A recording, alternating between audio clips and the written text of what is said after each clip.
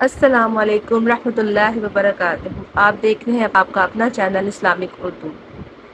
آج میں جو عمل آپ کو بتانے جا رہی ہوں وہ بیمار کو شفا دے گا۔ جو بہت علیل ہوتے ہیں، بہت بیمار ہوتے ہیں اور بہت کمزور ہو جاتے ہیں اور ان کی حالت بہت ہی خراب ہوتی ہے اور کوئی امید کی کرن نظر نہیں آتی کہ وہ ٹھیک ہو جائیں۔ ایسا وظیفہ بتانے جا رہی ہوں، ایسا عمل بتانے جا رہی ہوں جس کو کرتے ہی مریض بالکل ٹھیک ٹھاک ہو جائے گا، بھلا چنگا ہو جائے گا۔ تو اس عمل کو آپ نے دھیان سے، یکسوئی سے اور بہت ہی دل لگا کے کرنا ہے۔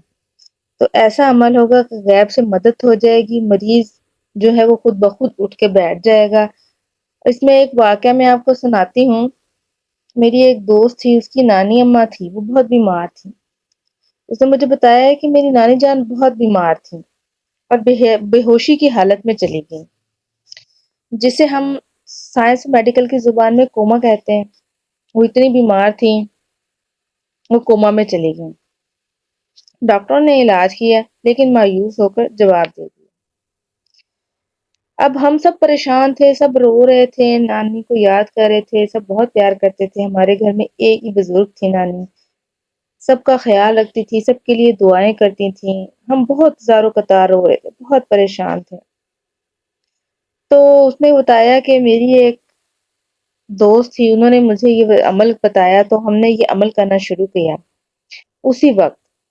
تو ادھر ہی ہم نے جانماز بچھائے اور سب نے، ہم نے جتنے بھی نانی کے پاس تھے، انہوں نے اس عمل کو کرنا شروع کر دیا۔ دیکھتے ہیں کہ نانی جان ٹھیک ہو گئی۔ پڑھتے پڑھتے جب نانی جان کو ہم نے دم کیا تو اس عمل کی برکت سے نانی جان ہوش میں آ گئی۔ انہوں نے ہمیں دیکھا، آنکھیں کھولیں اور دل پہ ہاتھ رکھا، فرمانے لگی کہ یہاں پر ٹھنڈک محسوس ہو رہی ہے۔ سبحان اللہ! آپ دیکھیں کہ اس عمل کی برکت سے اللہ تعالیٰ نے ایسی برکت ڈالی کہ اس کی جان میں جان آ گئی اور وہ بول اٹھی، آنکھیں کھولیں، اپنے بچوں کو دیکھا اور بتانے لگی کہ میرے یہاں ٹھنڈک محسوس ہو رہی ہے۔ تو جب آپ اس عمل کو کریں گے اپنی مشکل میں، اپنی تکلیف میں، کسی مریض کے لیے، کسی عزیز کے لیے، کسی بہن کے لیے، کسی بھائی کے لیے، شوہر کے لیے، بیوی کے لیے، نانی کے لیے، نانے کے لیے، دادا کے لیے، دادی کے لیے، کسی کے لیے بھی کریں گے جب آپ، تو انشاءاللہ وہ ٹھیک ہو جائے گا۔ آپ مجھے بھی دعائیں دیں گے اور اس کو صحت میں دیکھ کے آپ پلیز آپ اس چینل کو اب اس بات پر سبسکرائب کر دیجئے، کیونکہ میں بہت اعلیٰ عمل بتانے جا رہی ہوں۔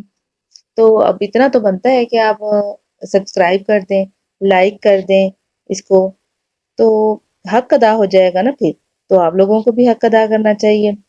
تو یہ میری ریکویسٹ ہے، ویسے تو آپ کی مرضی ہے کریں یا نہ کریں، ویسے تو مجھے پتا ہے کہ نہیں کریں گے، اسکپ کر جائیں گے، بس اچھی طرح سنیں گی بھی نہیں، لیکن بہرحال میں تو اللہ کو حاضر ناظر رکھ کے ایمانداری سے کر رہی ہوں، بتا رہی ہوں، اور آپ لوگوں نے اس عمل کو دل جمعی سے، پرسکون طریقے سے، جیسے کہ حق ادا کر دیا ہو آپ نے کرنے کا، آپ کا ذہن، آپ کا دماغ اس کو کرے، تو آپ نے اس کو کرنا ہے۔ اللہ تعالیٰ نے اس میں شفا دینی ہے اس مریض کو۔ تو اس کا طریقہ کار کچھ یوں ہے، آپ نے اول آخر 3 مرتبہ درود شریف، 1 مرتبہ سورہ فاتحہ اور 3 مرتبہ سورہ اخلاص۔ دوبارہ اس کا طریقہ عمل بتا دیتی ہوں کیسے کرنا ہے۔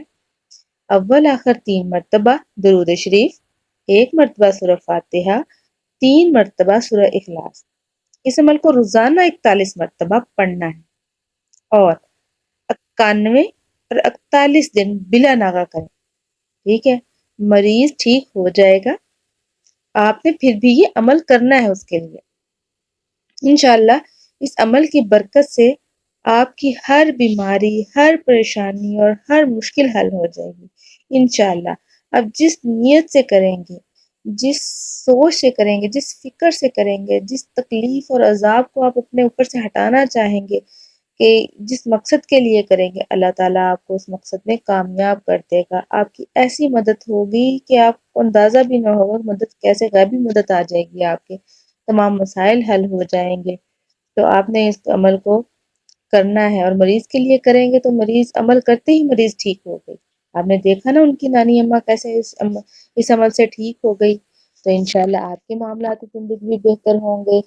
دنیا میں بہت پریشانی ہے، ہر گھر میں پریشانی، ہر گھر میں تکلیف ہے، گھر گھر کا یہی مسئلہ ہے۔ تو میں تو یہی چاہتی ہوں کہ ہر گھر کا مسئلہ حل ہو۔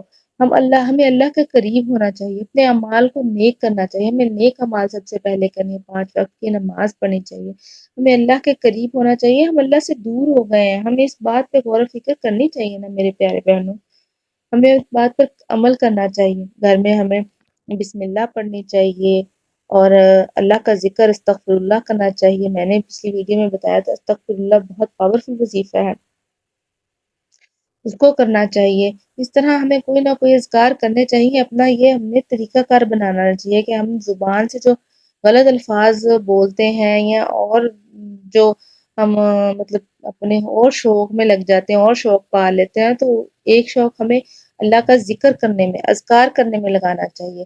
جب ہم ذکر کریں گے تو انشاءاللہ ہماری زندگی پرسکون ہوگی، خوشگوار ہوگی، اللہ تعالیٰ ہماری زندگی میں بہاریں دے گا، ہر ممکن کام ناممکن کام ممکن ہو جائے گا، پہاڑ جیسی مشکل بھی ہوگی تو حل ہو جائے گی، ٹھیک ہے؟ تو ہمیں اللہ تعالیٰ سے دعا مانگنی چاہیے، اللہ بڑا بے نیاز ہے، ہماری جھولیاں بھر دے گا انشاءاللہ تعالیٰ، آپ کی مشکل آسان ہوگی، آپ کے مریض بہتر ہوں گے۔ سب کے لیے دعا۔